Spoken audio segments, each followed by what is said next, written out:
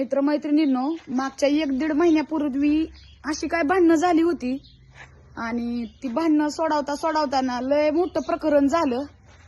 ती भांडणं इतकी काय अशी वेगळ्या पद्धतीची होती ना, तर ती भांडणं आम्ही सोडवताना आम्हाला तर जवळजवळ लय इंजेक्शन घ्यावं लागली.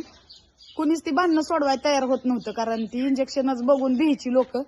आणि विशेष म्हणजे असं की ती भांडणं पोलीस स्टेशन मध्ये गेली तर त्यांची नोंद पोलीस पण घेत नव्हतं आणि दवाखान्यात नेलं त्या पेशंटला तर दवाखान्यात सुद्धा कोणी घेत नव्हतं.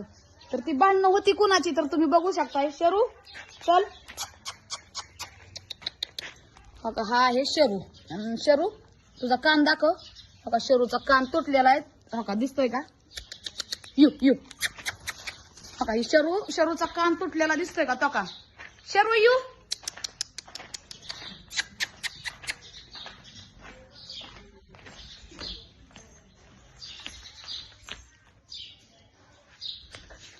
अशा पद्धतीने शरूनी जे कृत्य केलंय त्याचीच त्याला लाज वाटायला लागली थोडी.